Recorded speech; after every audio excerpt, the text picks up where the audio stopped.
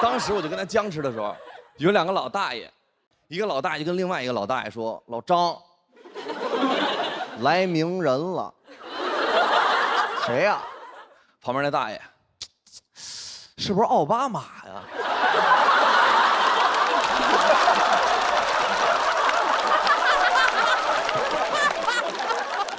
当时喜欢我的男孩就特别激动，因为他们都非常爱我，就像那些兄弟，我能感受到他们眼神里边带着那种炙热。过去跟那个老大爷推销我，他说：“大爷，哎，给您2个关键词。这是谁？北京。哎，顶流。”那大爷啊，鹿晗。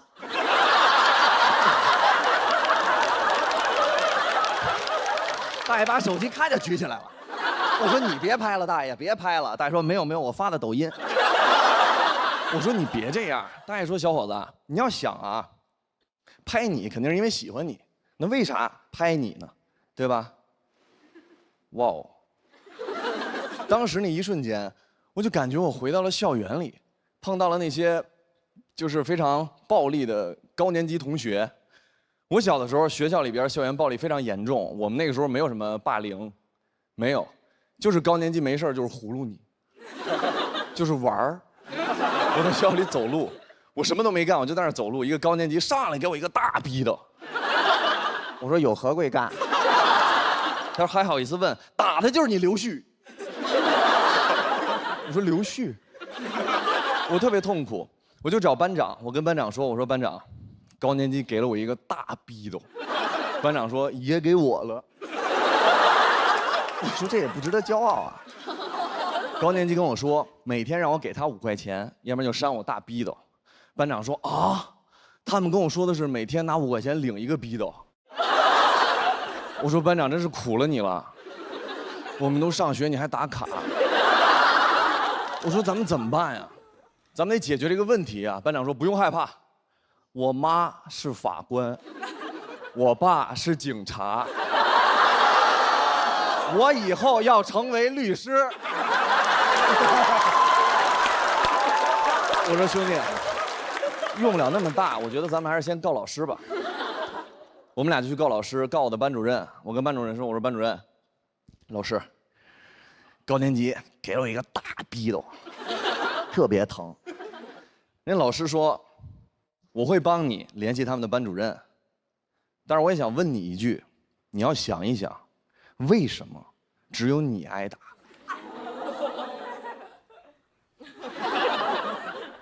我说还有班长。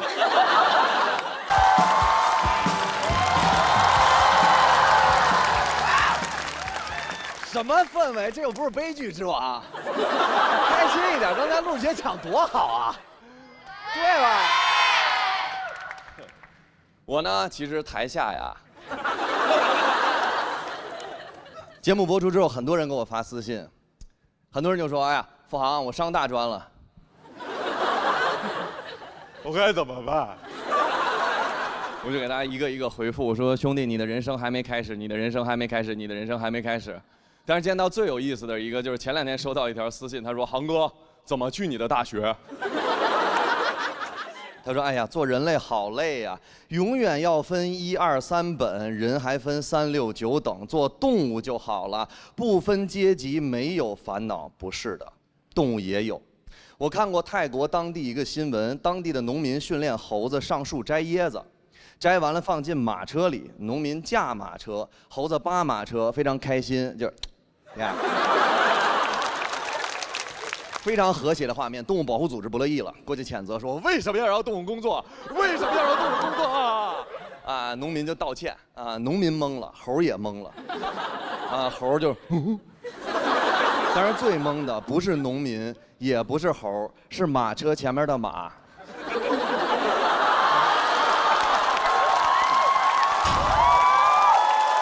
马看着记者。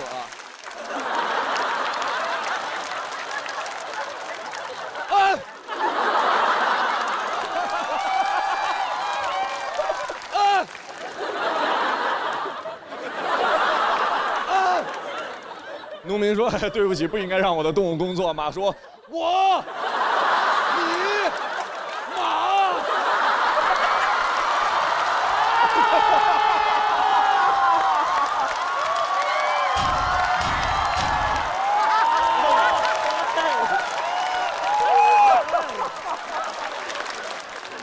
记者看到了，记者说：“哎呀，马惊了，快射杀他！”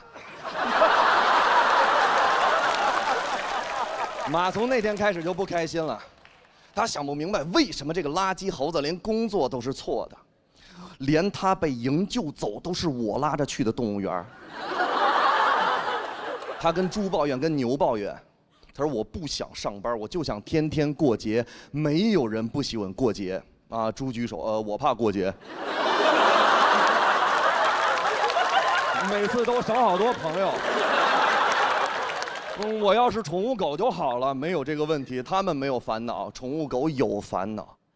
我小的时候有一只串串，串串就是不是纯种的狗，大家都会觉得它们便宜低端。它跟小区里边那些高级绝育的名犬完全格格不入。那些绝育的名犬见到它都会说：“哎呀，可怜的小串串。”可悲的小串串，你好低级，你好 low 啊，你好便宜。你看，我有主人给我买的美丽的华服，你有什么？我们家狗说，我有生育能力。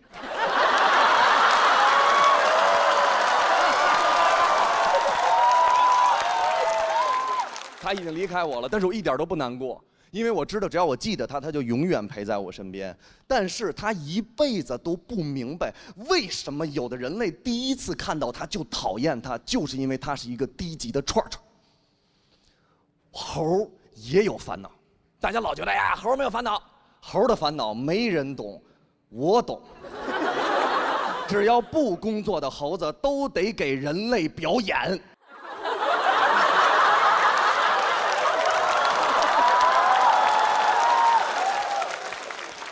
所有人都有烦恼，所有东西都有阶级，我也有烦恼。你们想得到吗？我的烦恼是，最开始的时候我表白失败带来的容貌焦虑。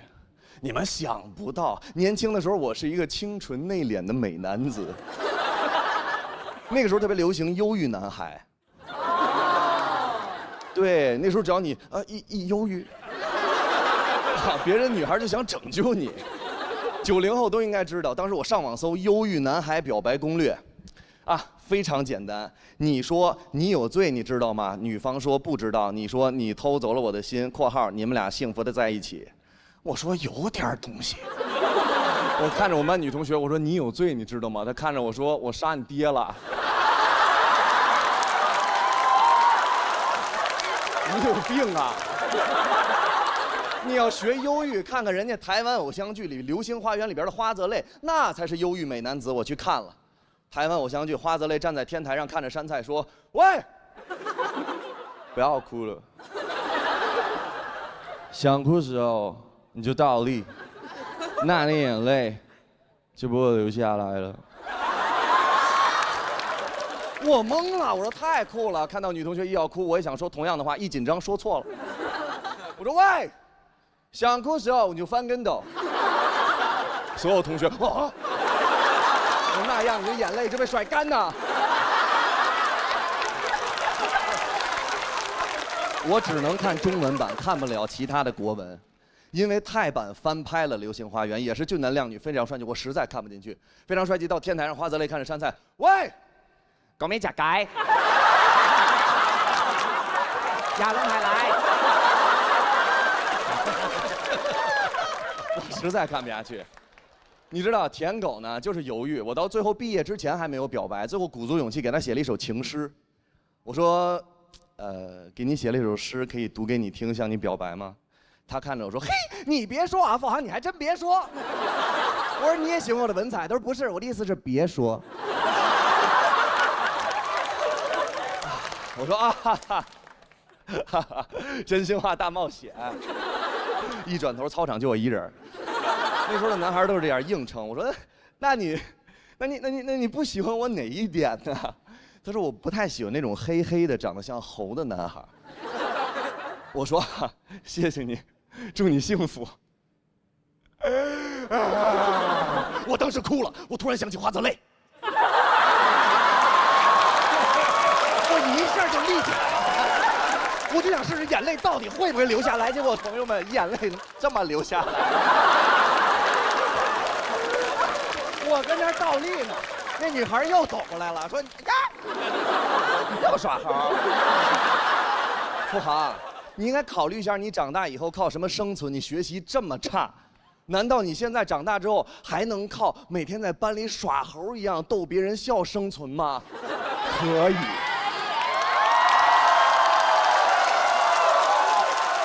当时我以为他在拒绝我，殊不知命运的齿轮已经偷偷开始转动了。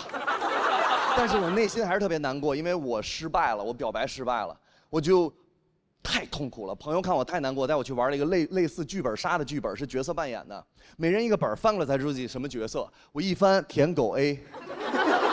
我读那个剧本，每天给女主角写情诗。我说，哎呀，我看那个女主角眼泪下来了。我说，你知道吗？我是你的舔狗。那女孩看脸自己剧本啊，我的剧本里根本没有你。这就是真相，朋友们，我悟了，舔狗永远读不了女神的剧本，但是我又触底反弹了，舔狗的剧本里，舔狗才是主角。我再也不当舔狗了，以后别人一说，哎，凤航，我跟你分手吧，你长得像泥鳅，我就嘿嘿，你杀青了，在我的剧本里杀青了。从那天开始，跟异性发微信2分钟不回直接拉黑。我妈找了我3年。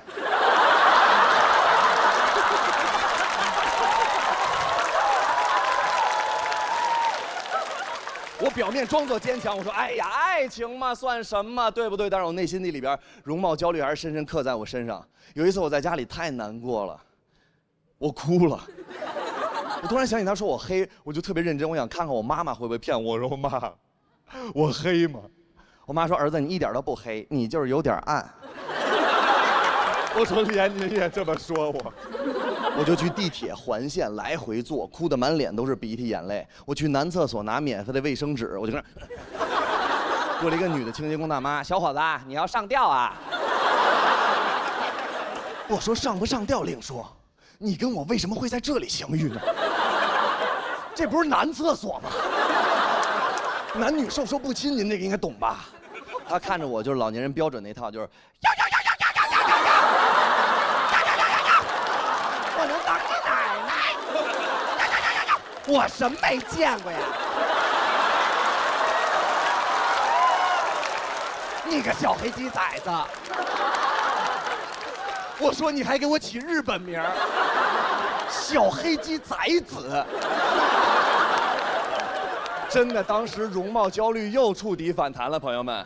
我突然发现，我永远没法改变别人怎么评判我的容貌，啊，我只能自信起来。从那天开始，我接受了，我就长这样，满脸痘坑，大鼻子，一眼大一眼小，但没问题，我就是我。你觉得我长得帅，就是我给你的福利。你觉得我长得丑，就是我给你的惩罚。我就是我。但是我一直不相信会有女孩爱完全的我，直到我遇到了一个女孩。那时候我刚穿上保安制服，我穿上保安制服，所有的同学看我，付航，我就 yes sir， 付航，我 yes sir， 我看着那个女同学，我说 yes sir， 好笑吧？她看着我说，我觉得你穿什么都很帅。哎呀，我说what？不好意思，女人，我可能爱上你了。她一下就笑了，她就嘿，就跟她就笑了。她一笑，我说这女人竟该死的甜美。我说我会娶你的。她看着我，10多年过去了，时光荏苒。上一次我见到他，我还问他，我说你还记得吗？我跟你说这些。他说哎呀，我早就不记得了，别恶心了。但是付航，你要记得早点回家，我在家里等你。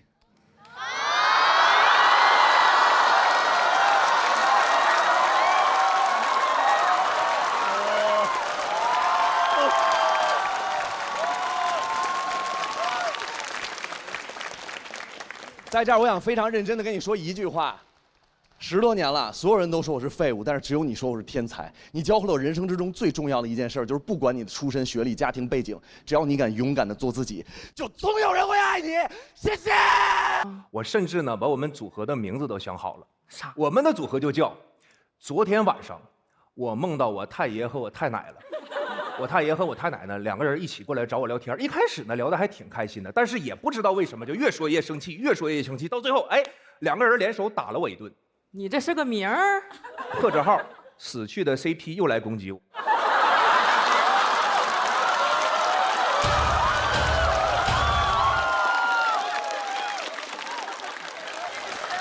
行，那死去的 CP 咋没把你带走呢？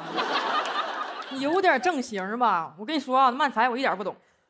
漫才很好理解的，通常就是2个人给大家站在这里演绎一个比较虚构的故事，比如说就是我演一个过气的喜剧演员，生活里头就没招的站在舞台上就苦苦挣扎。虚构的部分在哪里？咋说话呢？那没准我明年我突然就大红大紫了呢。啊，虚构的部分在这里。王姐，你过分了啊！开玩笑的，你别往心里去。是那未来的事儿谁知道呢？未来的事情我知道。我收到了一封信，是50年后的自己写给现在的我的信。你看人不红啊，是容易疯。我把这封信带来了现场。你还真有。国仔你好，见字如西兰花。我是见字如面。我现在正在断碳水，所以就不能提面这个字了。你看这还疼。国仔，我是50年后的你呀，你一定怀疑我的真实性吧？我现在就证明给你看。我说个事情，我们最爱喝的酒是25斤装的，25斤也太沉了吧？是的。酒是沉的香啊。是我。国仔，首先聊聊我们自己吧。这个时期的你，一定总因为写不出东西来，天天急得直跺脚。相信我，未来就不会有这个担忧了。呀，行啊，未来你灵感大爆发了。未来的我只剩1条腿了，没法跺脚。未来这么惨吗？倒也不用为我难过，我现在1双袜子能穿2天。心态倒挺好。国仔，未来50年后的今天，人类实现了永生。为了永生，鸡蛋7个，矿泉水8个，无糖可乐3个。永生的配方好朴素啊！王姐结婚2000，取件码5637，一会儿别忘了倒垃圾。不是你拿人家信当便签了？你说点重要的。王姐结婚随多了。永生，关注永生。其实东北人吃法律这碗饭不容易，因为我觉得世界上真的很难能有一种口音能像东北口音这样啊，什么威胁到司法的严肃性。其实大家不难看着我的家庭氛围挺轻松的，我爸是个警察，我妈是个法官。我小时候在家咋说呢？群众。我小时候闯祸，他俩直接走程序，我爸抓我妈判。但是小时候他俩揍我的时候，我就觉得不太对劲儿。直到上了大学之后，学了诉讼法之后，发现他俩打的真不对，程序不对。你知道，就按来说，他俩作为夫妻呀，在同一个案件中，我是可以申请一方回避的。小时候放假的时候，经常去我妈工作那个法院去写假期作业。写完作业之后，唯一的一个放松方式就是到楼下去旁听一些庭审。请问你们看过东北那边的庭审吗？你们真应该看一下，那不小品吗？操你这老有意思。你知道吗？那种县城的基层法院，有的时候就是两边当事人都不请律师。你知道这会导致一个问题，就是当事人听不懂法官的问题。你知道有一次那个法官坐在台上问被告有什么异议，被告说有教育意义。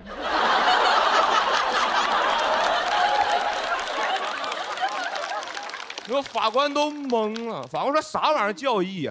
我是问你对原告提出的证据认不认可？被告说啊，那不认可。法官问哪里不认可？被告说心里不认可啊。家里人也希望我走法律这条道路。我高考的时候考到那个西南政法大学。嘿，谢谢。哎，读了4年的法学本科，然后后来又考研，然后考到了四川大学啊。感谢。然后其实刚才讲这些，就是想说，其实作为一个法学生，有几件事必须要做。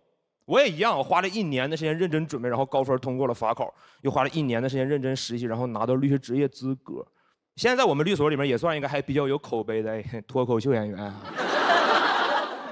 其实我律师当时这样，我自己都挺失望的，因为很小时候对律师这个行业就特别向往，特别小的时候就已经拜读了这个行业最经典的那部巨作《何以笙箫默》。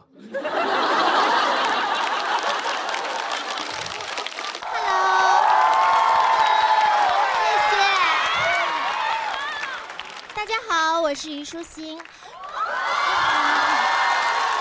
大家好，我是虞书欣。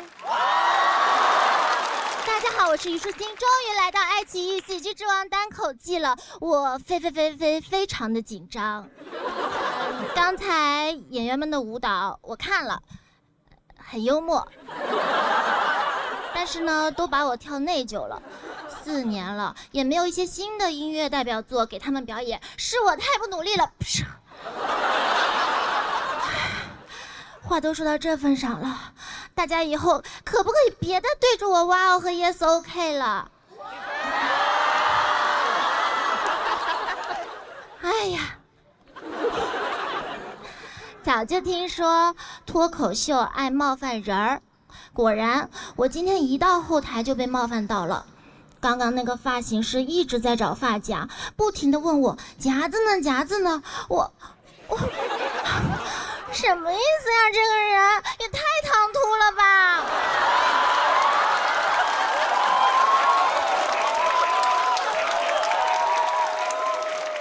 哎，又回到爱奇艺了。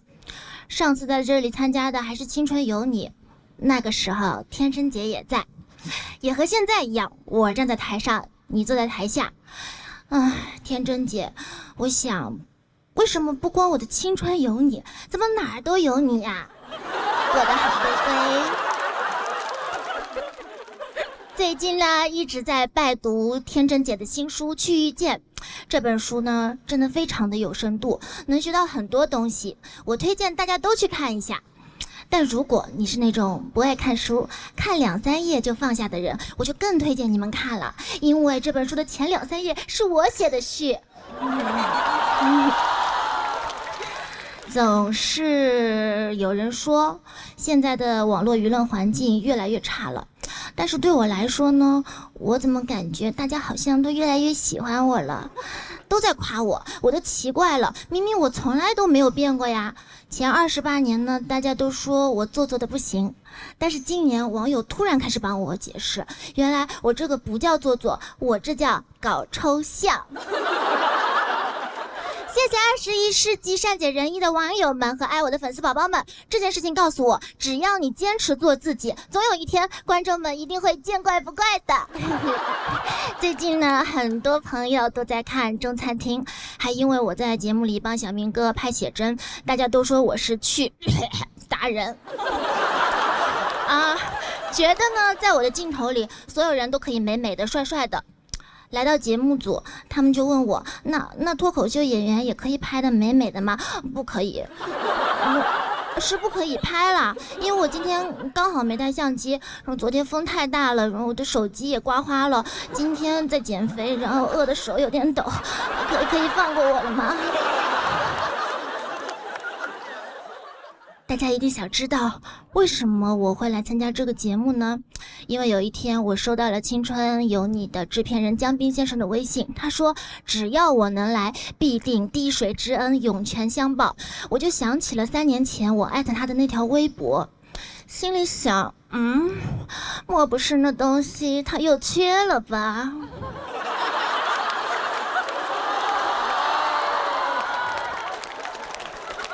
好吧，那我就姑且再信你一次吧。谁让我是人美心善的星星子呢？嘿嘿，开玩笑啦。在我看来，脱口秀它有真诚又有温度，还能让我们感受到那种 lay back 的快乐。希望这次参赛的选手们能放松心情。如果你们紧张的话，可以看看坐在底下的我，我会给你们加油，但不会给你们加分的。好了，不搞抽象了，我是虞书欣，娱乐圈中名列前茅的普普通通的小美女，谢谢大家。大家好，大家好，我是翟佳宁，谢谢谢谢。这个半决赛了哈，说实话，现在什么心情就很羞耻，没想到得跳那个 Yes OK 了呢，朋友们。咱聊点更羞耻的啊，聊聊爱情。我也有过爱情，冒犯了啊，冒犯了。真的，我曾经有过爱情。我特别喜欢人女生，朋友们，但我真不太理解这个谈恋爱的时候啊，人给咱定的一些规则。朋友们，真的，你知道人女生都非常可爱，对吧？她想把我也变得非常可爱。跟我说原话，说翟佳宁，你看哈，咱俩现在已经是男女朋友了吧？那我就不能再继续喊你叫翟佳宁了。从现在开始，我就得管你叫小笨猪。朋友们，你看我这张脸了呢，做梦我都想不到有一天我能跟这动物发生关系。他说：“那你不能继续喊我名字，你把我备注给改了，改成叫小粉猪。以后咱们俩发信息打电话之前，必须先哼哼。”朋友们，真的，我30周岁了，我问了自己一个问题，就是如果我就早晨坐地铁就看着有个男的，正好这德行，30来岁了，站在我旁边突然掏出来手机就哼哼，那我必须跟他说一句 Yes OK 啊。完了，朋友们，哎，你们谈恋爱的时候喜不喜欢看对方手机？人女生喜欢定期跟我玩游戏，就每隔1周左右的时间，打开我那个抖音短视频，往上刷10个视频，数一数能蹦出来几个美女跳舞。我真的，我从来没这么痛恨过人工智能和大数据了呢。就你每次站在旁边看他刷，你那个心情不自主的忐忑微妙。第8个没有，太好了；第9个没有，马上完事儿了；第10个啪蹦出来一个美女，我当时感觉我死亡证明都出来了。真的，哎，我后来朋友们，我还仔细思考了一下，我感觉这件事很大一部分责任就赖咱手机。朋友们，你想哈，咱现在都是智能手机，对不对？人脸识别解锁，手机它天天看我好几10遍，那咱讲理，他手机应该认识我呀。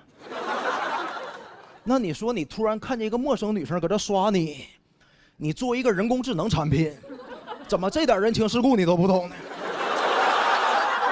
我就感觉这短视频就应该给咱推出来一个女朋友模式，放在后台就藏着，就当你突然看见一个陌生女生搁这刷你，就应该使点气儿，连续蹦出来10个和尚敲钟的视频，还咱们爱情的和谐啊！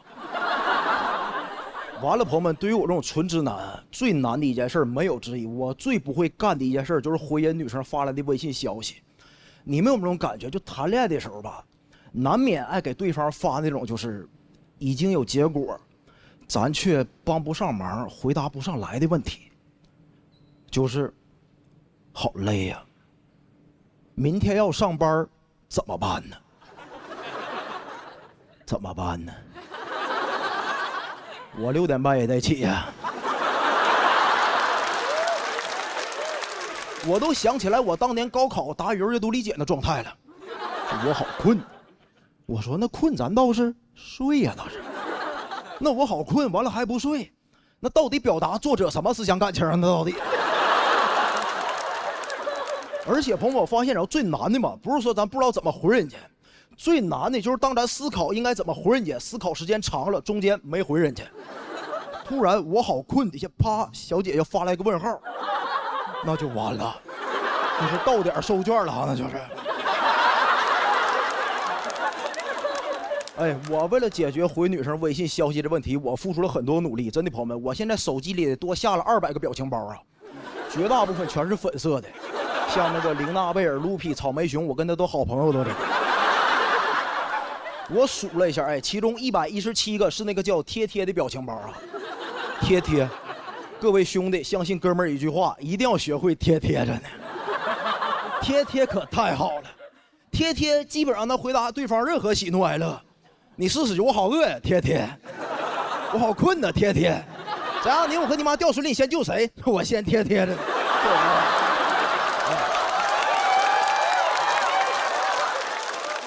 我永远忘不了朋友们，哎，我曾经陪他看过一个综艺节目，那个恋综，真好看。给各位没看过的朋友科普一下，这个节目是干啥的？我看了一下，这个节目就是把4个男嘉宾、4个女嘉宾放一个大别墅里，让他们朝夕相处1整个月，月末选择心动的彼此。朋友们，真的，我当时陪他看，我在想，我说能和4个美女搁一个大别墅里朝夕相处1整个月，这哪是心动的信号？这不向往的生活吗？这不是？但就是咱也不敢太向往啊，因为那里头所有的男嘉宾都太优秀、太帅、太有钱了。我女朋友特别喜欢一个男嘉宾，他有一个英文名叫那个威廉。啊，这么多粉丝，你看，哎，就各位男观众，哎，咱们想一个问题好不好？假如啊，你1个月咱就能挣4500块钱，你敢叫威廉吗？像我这种底薪就3700块钱，我也有英文名啊，就 loser 就是。朋友们，我真不太理解，就为什么这种恋综啊会专门请6个明星过来就来看这个节目，叫什么明星观察团，用你观察吗？我看他们就没有别的事儿，就放大人家任何一个互动简单的细节，就很简单。威廉在厨房和一个女生做饭，人好心好意从后边给威廉系围裙，这时候明星就说了：“这威廉怎么回事？”人家女生给他系围裙，威廉脸上怎么一点笑容都没有呢？我说什么玩意儿？真的朋友们，我想就我搁厨房和个女生做饭，人好心好意从后边给我系围裙，我要是笑了，那不变态吗？那不是？就系紧点啊，很难想象啊。所以朋友们，最后啊，我给各位讲一下我们直男最喜欢啥。我反正啊，我最喜欢的就是那奥特曼。真事儿，你都不知道我跳完 ESOK 得看多少遍奥特曼才能缓过来。所以朋友们，我跟你讲，我最生气就前2天有个新闻，你知道有个家长说那小孩就上小学看奥特曼就学坏了，开始变得暴力和同学打仗，并且模仿奥特曼说我要打死你。朋友们，我就很生气，我看了20年奥特曼了，我就问一句，哪个奥特曼说过我要打死你？我看20年奥特曼，我记得奥特曼拢共就3句台词啊，就是恰，恰，还有叮咚叮咚叮咚。讲到这儿，谢谢各位，谢谢。嗨，大家好，我是黑灯。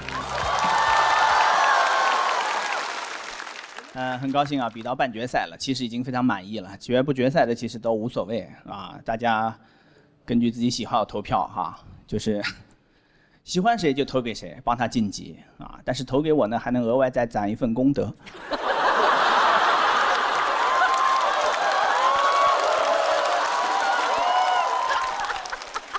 投完这票，你2024年助残 KPI 都完成了。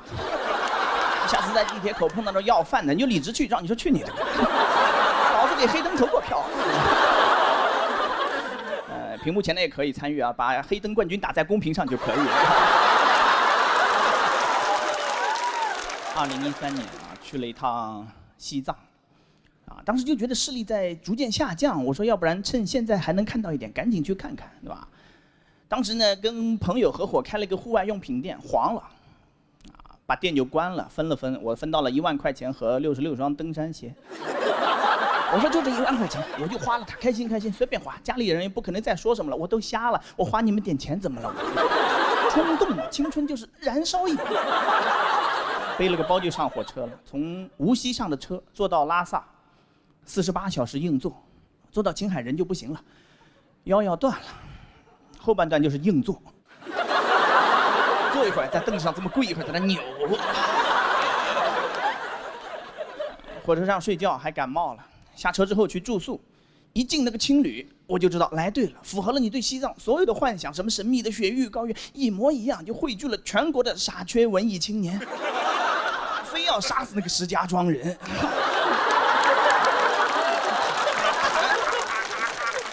我第一次听到这首歌，我都震惊了。我说杀人就这么唱也太狂野了。我就跟他们去唱歌喝酒，那老板也很热情，说今天酒我请客，随便喝不要钱。我说这种人都能开店，我的店怎么就开黄了？我喝，哇！我让他知道社会多么险恶。我喝到他起舞弄清影，我喝死在人间吧他。喝酒唱歌搞到凌晨2点多。回去躺到床上就发现不对，发烧了，多少度我是不知道，但脉搏数了140几，要这么烧下去，当天晚上青春就烧完了。吃不消啊，谁能这么燃呢？哇，想办法赶紧爬起来，物理降温，我去洗了个冷水澡，3分钟之后又复燃了，坚持到天亮，赶紧去医院。大夫其实一看差不多就懂了，典型的高反症状，但是他还很谨慎，还详细的问我说：“你感冒了？我听你声音。”我说：“对的。”他说：“什么时候来的？”我说：“昨天晚上10点钟才下火车。”他说：“喝酒了没有？”我说：“喝了。”他说：“洗澡？”我说：“也洗过了。”他说：“那你来找我是什么意思？你后悔了是不是？突然不想死了？你要这么玩，那不就自杀吗？那不就是？上高原3大禁忌，千万不能感冒，1星期之内不能喝酒，不能洗澡。我不到4个钟头就干完了。”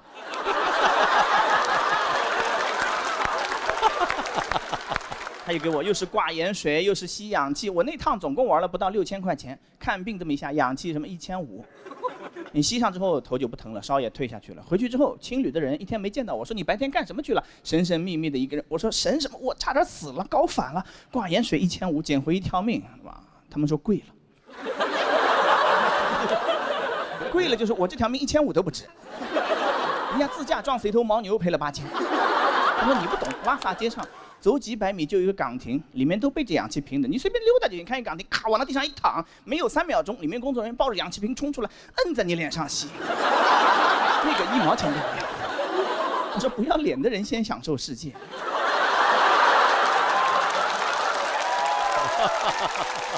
还能这么玩，果然是万能青年旅店。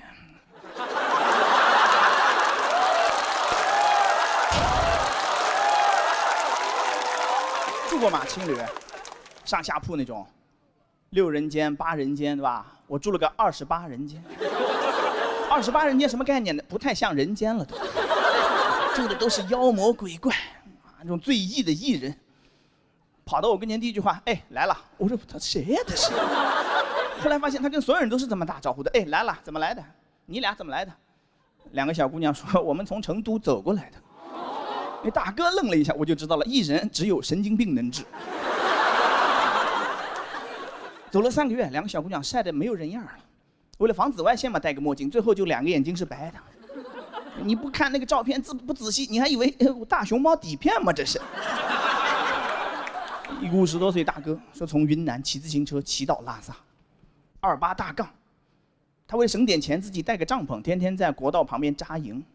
50多岁的人了，中二到什么程度呢？他骑到半路，也不知道听说哪儿地震了，热血一上头，把帐篷捐了。后半段大哥就不露营了，就是露。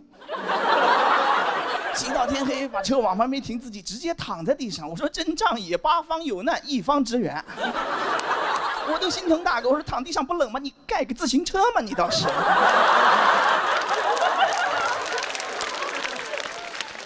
我在旁边听他们聊，我都不好意思插嘴，因为我毕竟是坐火车去的。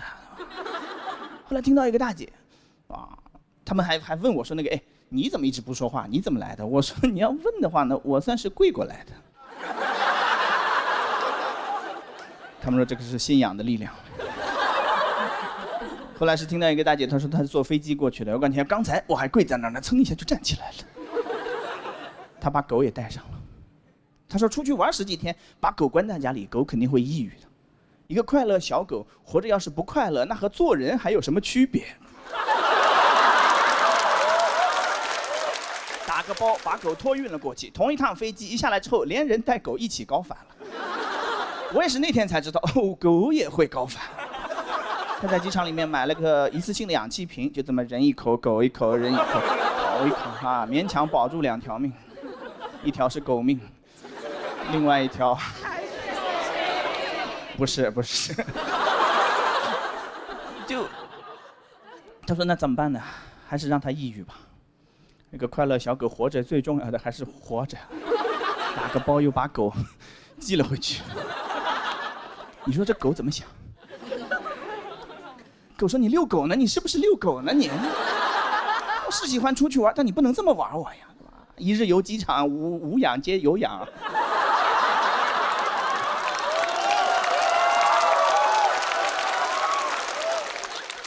听了这么多之后，后半程彻底就骚动了，因为那些普通的旅游项目根本满足不了我了。你们理解这种心情吗？我本可以忍受黑暗，如果不曾见过这个太阳。就想找刺激玩野的，后来在路边拦车，知道这个手势吗？顺风车是吧？停下来，你往上爬就行，也不用问搭，不用给钱，搭到哪算哪儿啊。但是男生不太好搭，一个男生还能试试看，两个男生听我劝一句，趁早绝了这个念头，往那一站，两个男的拦车，不会有人敢停车的，因为他不太确定，让你俩搭上他的车之后，会不会还得搭上他的车？玩了1个多月，啊，说实话，去之前其实挺 emo 的。也不只是我这个眼睛状况导致的，我觉得可能生活在大城市，当代大家多多少少都有点焦虑，被那个社会时钟推着往前走。啊，22岁得本科毕业，啊，不弄个研究生你找什么工作，是吧？大学没考上是不是只能送外卖？考上大学学个哲学是不是还是送外卖？就永远在焦虑，在比较。但是你去玩一圈之后，你就知道了。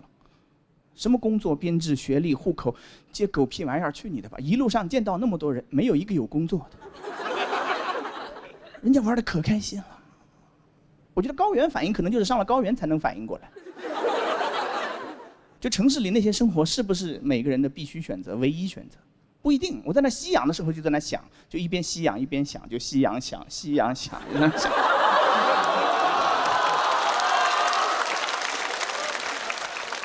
人家根本就没有工作，玩得这么开心。我说会不会做人最重要的就是要没有工作呢？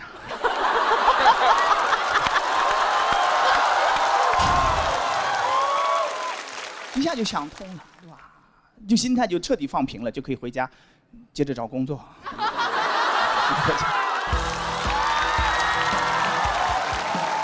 嘿嘿嘿，大家好，大家好，大家好，谢谢谢谢谢谢，嘿嘿，哎谢谢啊。哎呀，今年节目播出后呢，收到了很多的反馈啊。我最近过得比较的煎熬，因为收到了很多的夸赞。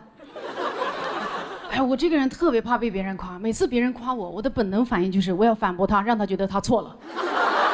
哇，前段时间还有人夸我说啊，小洛，你也太好笑了，你的结婚段子太炸了。我说哟，没有，我一点都不好笑啊，是新郎太可笑，你结你也炸呀。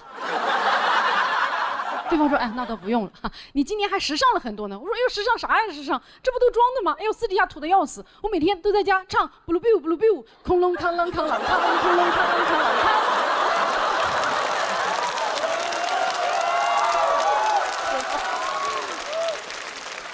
我知道这个梗非常的羞耻，但是也不会比我被夸更羞耻啊！我这种被人夸就觉得羞耻的心理，朋友告诉我叫做不配得感。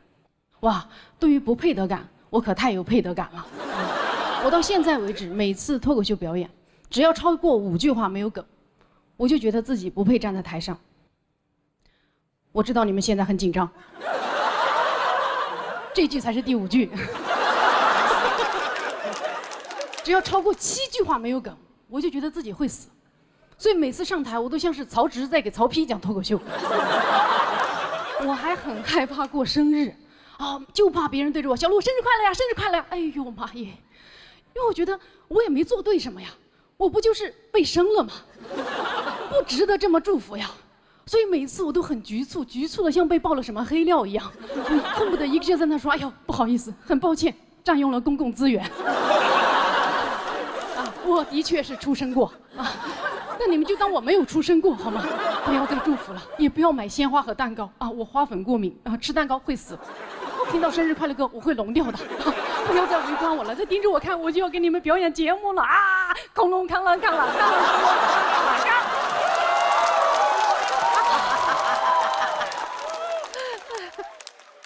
我朋友说啊，我这种深深的不配得感，底层是因为我不够爱自己。他说我得学会爱自己。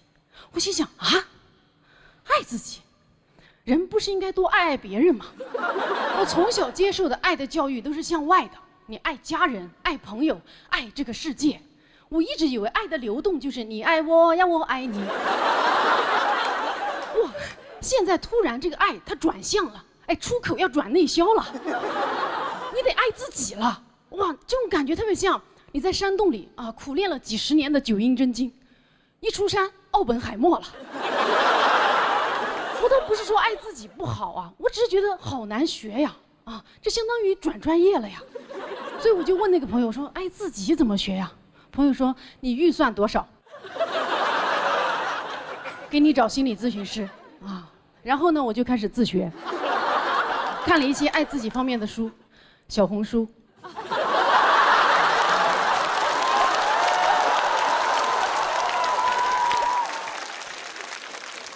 以前我以为爱自己是给自己买花、买衣服啊、买香水，现在我才明白，爱自己就是重新养育自己，哎，做自己的父母，给自己买野兽派、Lululemon 香奈儿。这是做自己的父母吗？这不是做资本的衣食父母吗？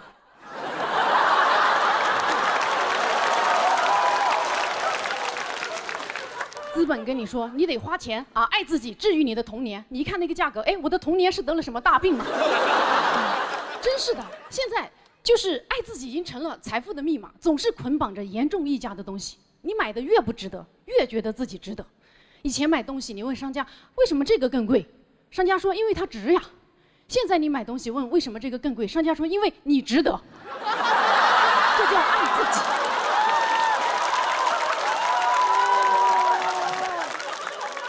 哎，什么意思？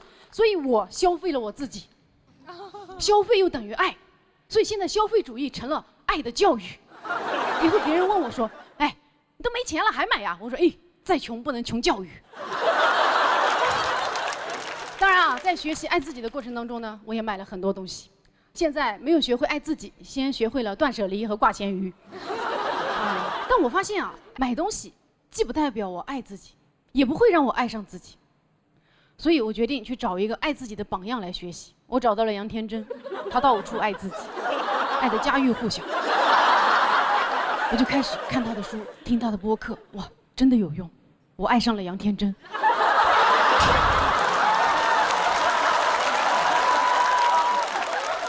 学歪了啊！然后呢，我又找到一些形而上的爱自己的攻略来学习啊，更难的，我想去练九阴真经。爱自己攻略1啊，不要讨好别人。说出来你们可能不信，我的工作就是讨好别人。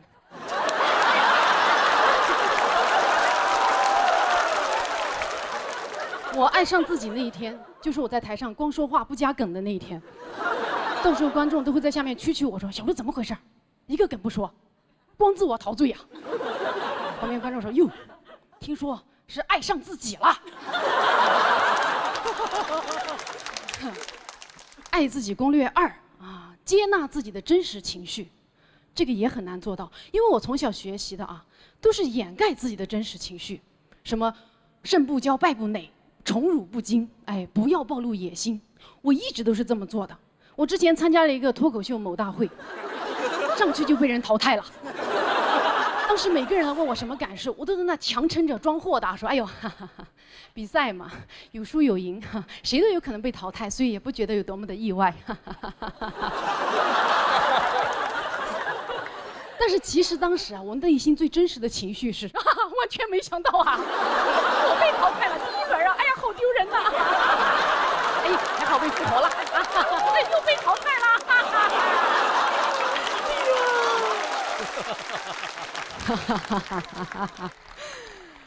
攻略3啊，要学会跟自己相处，与自己对话。我就试着跟自己进行了一场对话啊，哎，我爱我吗？哎，问这个多见外呀！哎，爱我什么？爱我中华。又逃避我。我觉得我不是真正的爱我，我非要这么想，我也没有办法。就这次对话之后啊，我跟我自己就冷战到现在了。我知道这是一个非常抽象的梗，接下这个梗就比较现实了。我发现没有什么爱自己攻略能像爱他美销量冠军卓奥一样，实证成分5天看见99%黄金效果啊！就是现在爱自己靠自己已经不大可能了，所以呢，我决定还是得花钱。哎，果然是财富密码，我就去看了心理咨询师。咨询师问我一个问题，他说：“你愿意跟自己做朋友吗？”我想了想，我说：“不愿意。”哎，我要是遇到我这么一个人啊，他认真勤奋，段子写得又好又快，开放麦风雨无阻，虽然有讨好型人格、不配得感，还常年焦虑，但他一直在为难自己，成为更优秀版本的自己。这样的人让人压力好大呀！啊，就你积极啊，就你上进啊，我讨厌他，我不想跟他做朋友，但我想成为他。咨询师说啊，你这个情况在心理学上叫做全能自恋。我说啊，是吗？哎呦，我还不够全能吧？你认识杨天真吗？好，谢谢大家。哎，大家好，哎，大家好，我是小王，我爱你们，也爱自己啊。对，最近写稿写的有点焦虑，其实想每一期都带给大家不同风格的稿子，真的已经绞尽脑汁，我都想要不我写 one liner 好了，反正这个赛道已经变成蓝海了嘛。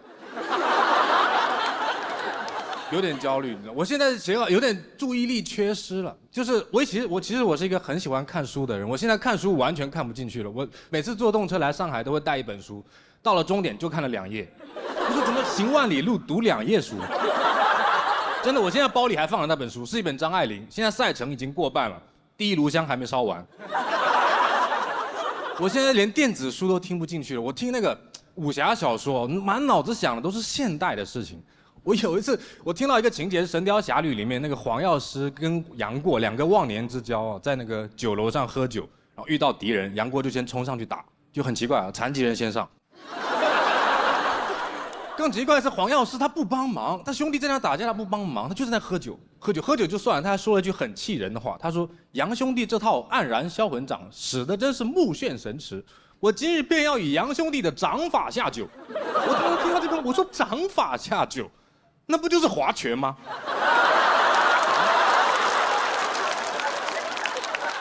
掌法下酒5、10、15，你杨兄弟都只能出到5。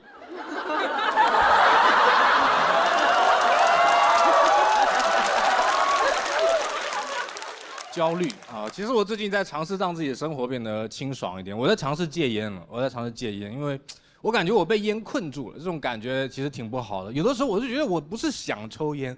我只是习惯了在这个时候要抽烟而已。比如说走路的时候，走路本身是很无聊的嘛，当你走路的时候手上拿着一根烟，你就感觉这段路走的不亏。我有一个朋友，他完全不喜欢走路，1公里都要打车的那种人，但如果你给他发一根烟，你说走走，他就跟你走。1根烟抽完了又走不动，再给他发一根还能走，你感觉像在投币啊。我觉得你给他2条中华，他可以徒步进藏。所以我就想着，要不我就出门不带烟了嘛。结果我烟没有戒掉，非常的恋家。其实出门不带烟，主要就找朋友要嘛，就找人蹭烟，反正他们都会发烟的嘛，他们给什么我就抽什么，就跟化缘是一样的，你知道吧？法号戒烟。但是我发现有一个问题，就是你老是不带烟，他们就不发给你了，他们只会发给有烟的人。我说你发给我呀，他们有你发给他们干嘛？你发给我呀，你发给他们只是锦上添花而已，你发给我才是雪中送炭。我就要你一块炭，火我自己有。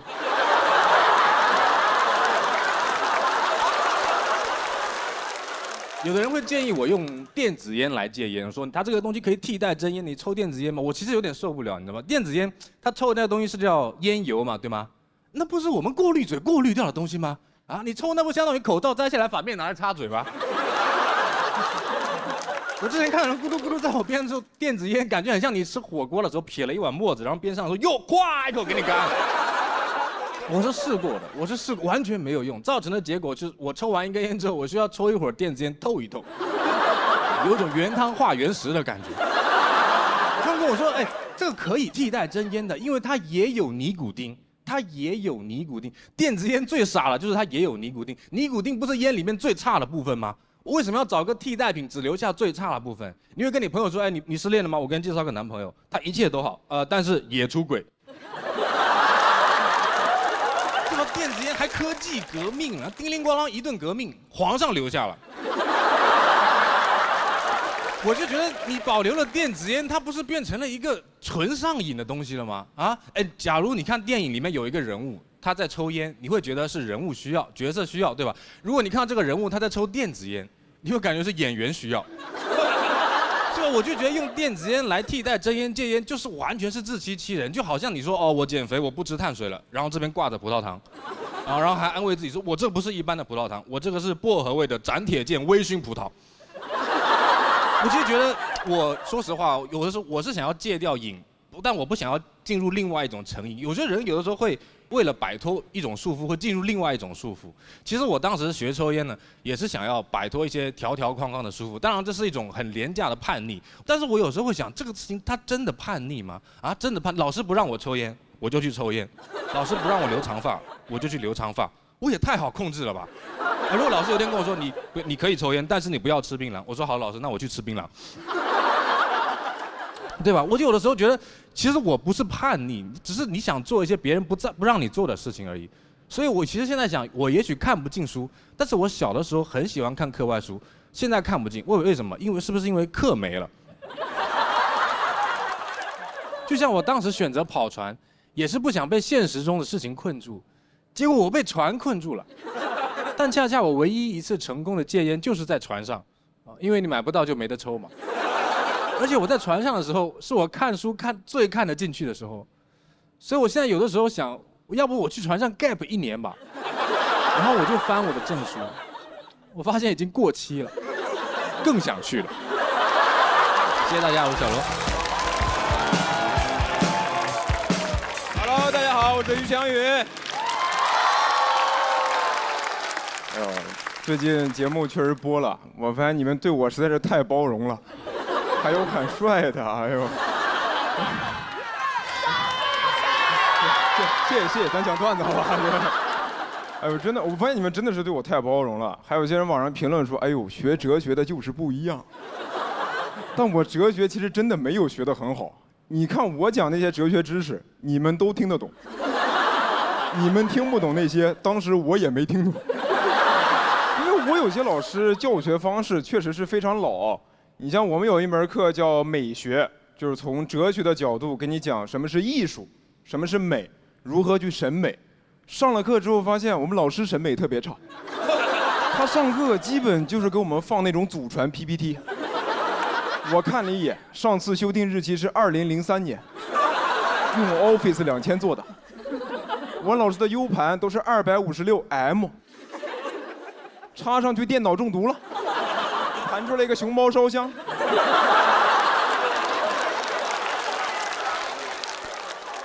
PPT 打开之后还有2行标语，写着上课勿摘口罩，时刻严防非典。下一页课程的标题是5个大字，用的是宋体，加粗、描边儿、立体带阴影、彩虹渐变色。5个大字，什么是艺术？这是艺术吗？这不是艺术字吗？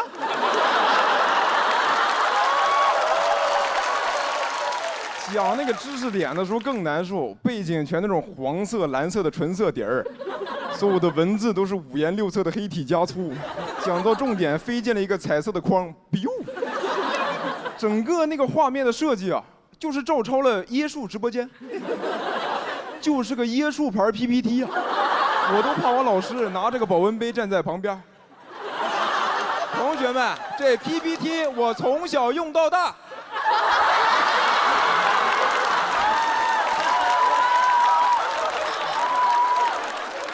除了学啥以外吧，大家也会问我说：“那你们学完哲学到底能干啥？”我也不知道。我有个师兄是哲学博士，不知道你们看那个新闻没有？我有个师兄是哲学博士，晚上兼职在校门口摆摊儿，上这么多年学，考研、考博，现在考肠，挂了个牌子说哲学交流，买1根烤肠可以问一个问题。这谁路过不想问一个问题啊？你这多少钱1根啊？受到我们师兄的启发，我们学校门口现在已经有了哲学酸奶、哲学钵钵鸡，感觉哲学和啥都能搭配，比如哲学白酒、老村长，真正纯粮酒，好喝不上头。你买1瓶，问几个问题都可以，答案反正都在酒里了。然后最近还有经常有朋友问我说：“于翔宇，那你为啥明知道不好找工作，还要坚持学哲学？现在大学不是可以转专业吗？”是可以转，我就是从计算机转到哲学的，我一点都不后悔啊。我其实就是当时太年轻，想不明白人为什么活着，我就觉得可以先思考人生，大不了再回去干程序员。但现在程序员也不好干了，我那帮做程序员的同学也开始怀疑人生了。他们就跟我说，现在这个行业不好，可能自己干的这个领域、这条赛道随时就没了。我很能共情啊。我一开始干过补习老师，赛道没了；来干脱口秀，差点也没了。感觉我就是行业明，我还不能叫自己行业明灯，行业明灯这条赛道也没了。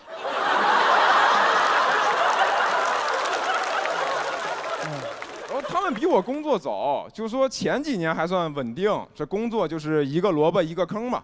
现在就是坑位在减少，那萝卜不知道能去哪儿，可能连网约车都开不了了。现在有无人驾驶出租车了，那玩意儿叫萝卜快跑。感觉这车撞你之前还要嘲讽2句，说萝卜，快跑吧，时代的车轮来撵你啦。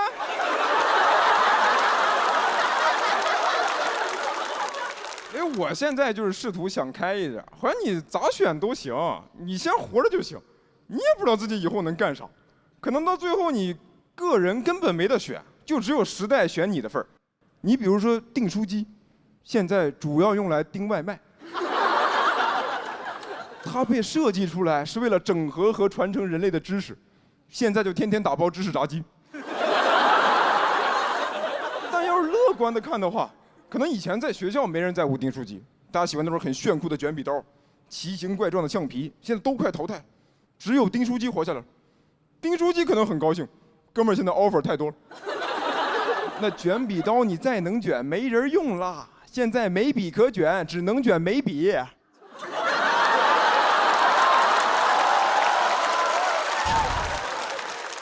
还有那回形针，那回形针半年就接了一个拆 SIM 卡的活儿。只有我订书机成功转型，我现在上得厅堂，下得厨房，能盯精神食粮，也盯得了食粮。我有今天也不是靠自己，是时代在召唤。谢谢你们，我叫于翔宇。Hello， 大家好，我是刘仁成。你们是过分了，今天一定把话说清楚。哎呀，今年上节目了，也是走到半决赛了，很想改变命运，帮帮家里面，结果节目播了，自己也不火，但对我们家的门窗生意倒是也没有帮助。还因为给了我们家店很多镜头，就被网友质疑说我们家塞钱了。说这哪是胖子门窗啊，这是太子门窗啊！这个太子实力也不行啊，自己闹心就算了，再看看身边人，看旁边那个黑灯，天天拿200票。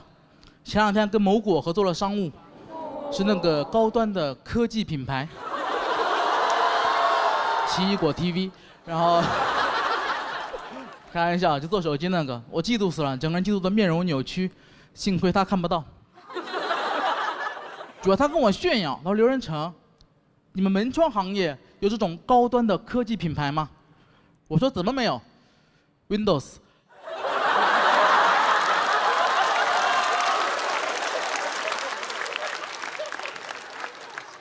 认真说啊，希望 Windows 考虑我一下，我很适合跟你们合作。我这个人性格微软，容易崩溃。期待与你们见面。我其实也有商务啊，我就每天都有人问我能不能上门安装，但我的商务可能就，但我商务跟你们就不太一样，他们商务都是什么口播啊、植入啊、推广啊，我只需要上门，关键平均离我1000公里。我说上门安装是不可能了，上门女婿你考虑一下。还每天有人给我发私信，说自己家门窗坏了，怎么办？前2天特别多，我都尽可能帮忙看看，但这玩意儿越看越多。我现在感觉我是一个互联网门窗医生，虽然不能上门安装，但天天在线问诊。哦，门诊。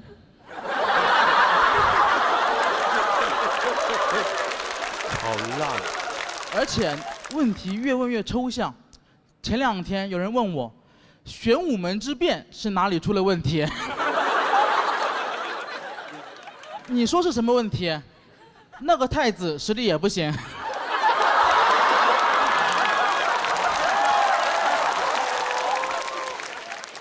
我正发愁前路在何方呢，家乡传来了好消息，就我们安邑县的融媒体发了我的视频，2天播放量130多万。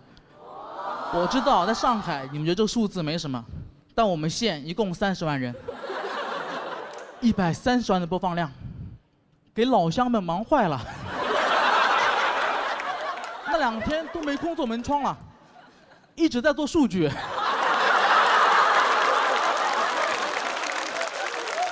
而且乡亲们真的太淳朴了。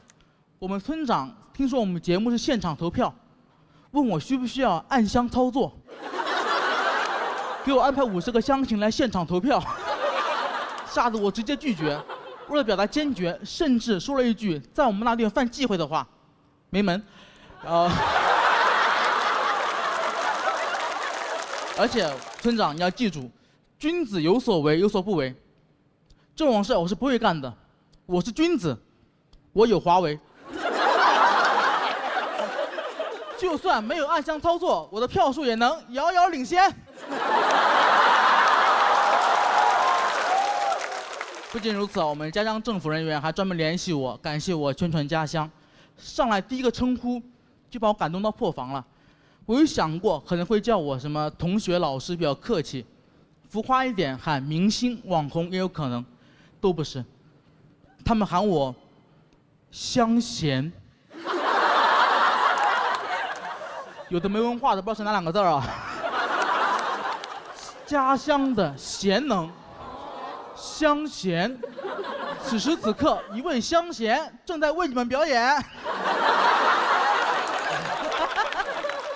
前路找到了，我还在网上搜索如何做好一个香贤。我说我们江西历史上最著名的香贤是谁？你们知道是谁吗？陶渊明。陶渊明，我刘仁成，何德何能跟他相提并论？陶渊明的代表作《桃花源记》，刘仁成代表作《胖子门窗》。陶渊明不为五斗米折腰，我每天大家好，我是刘仁成，期待与你们合作。谢谢大家，我是刘仁成。就基本节目一播啊，你就看到我疯狂折腰，一播至少3折。就我这种人，哪配跟陶渊明比？我都进不去桃花源，桃花源初极狭，才通人，我过不去。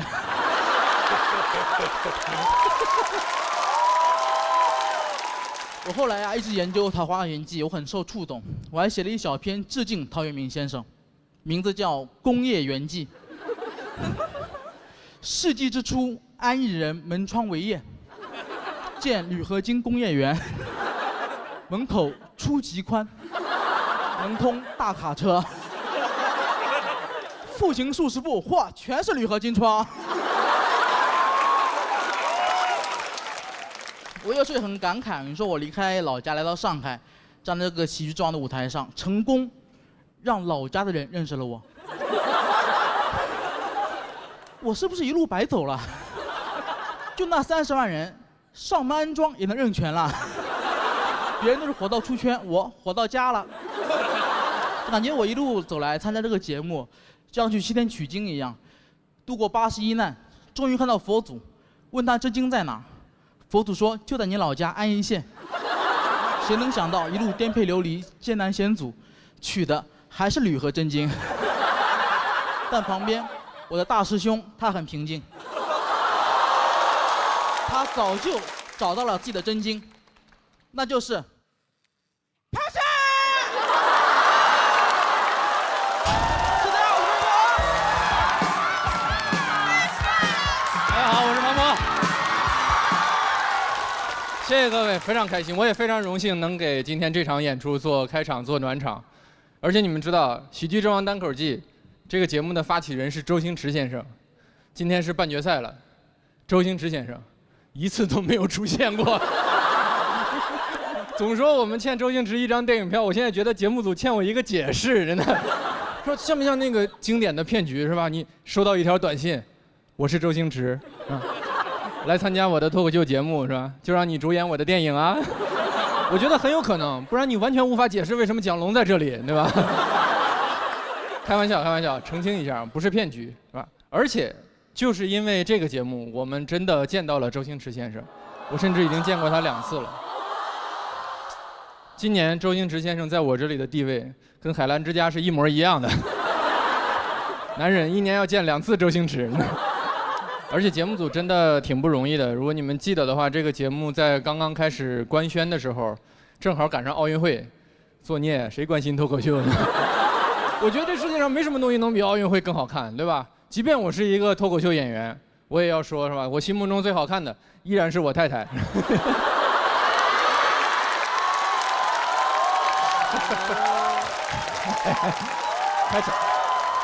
开场就是可以胡来啊！第2是奥运会，对吧？脱口秀排第3，真的，俩节目在一起排第3啊！而且认真的说啊，这个夏天因为有2档脱口秀节目，对我们这些脱口秀演员来说真的非常的重要。节目变多了，机会也变多了，大家都很开心。我不知道你们是从事什么工作，但你想，还有什么行业1年能有2个名副其实的大王？对吧？有20个人是货真价实的全国10强，跟好多大学的那个排名是一样的。你看，虽然节目上你看到了100个脱口秀演员，但来了就是50强。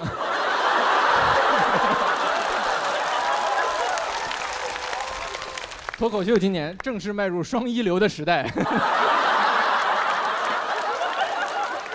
我有时候都在想，你说如果最后两边的冠军恰好是一男一女，然后这2个人不知道为什么结婚生子，这个小孩会说的第一句话会不会是我父母双亡啊？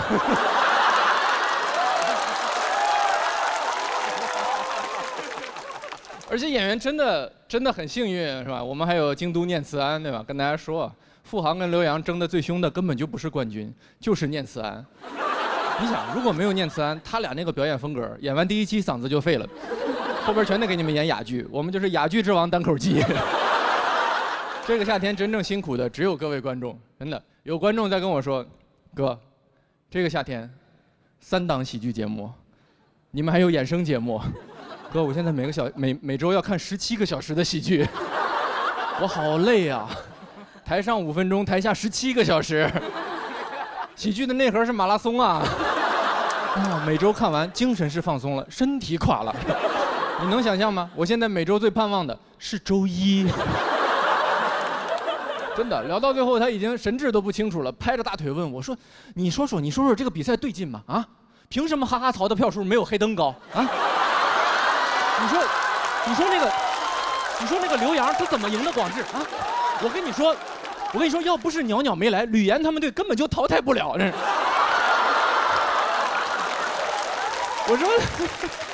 我说咱都看成这样了，要不考虑停一边的会员呢？我有的时候真的在想啊，我们做什么？我们就是做节目嘛，服务大家，娱乐大众。那就不妨做的再极致一些，对吧？观众想看什么，我们就做什么嘛。而且我们都知道大家最想看的是什么，你干脆就每周2边各选出来一个最厉害的，然后他俩 PK 一下，多刺激，对吧？然后而且你不光能看到各种笑话段子，你还会看到很多就是人性的部分，就是那种排兵布阵，是吧？你想一边在那儿群策群力，然后团队协作，就改段子加笑点，然后派出最强的呼兰，然后这边大幕拉开，南瓜闪亮登场，呼兰哥你的外卖是吧？然后就走了，多精彩！付航躲在幕布后边，嘿嘿嘿，没想到吧？战术马楼赛马。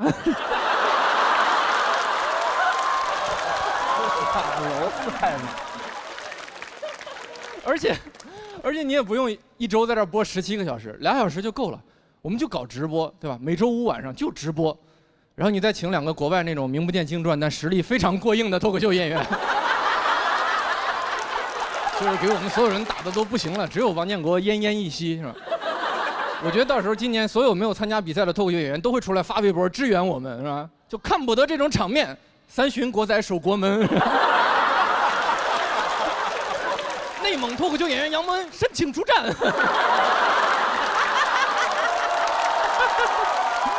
想不想看？想不想看？啊，我也很想看，我也很想看，是吧？我是吧？我也看热闹嘛。而且我已经把我这个 idea 都完全都整理好了，我准备卖给那个第三方的平台了啊。因为我觉得客观上来说，谁做都不合适嘛。而且咱们做给观众看，我觉得观众看完最后也会说一句：“哟，酷。”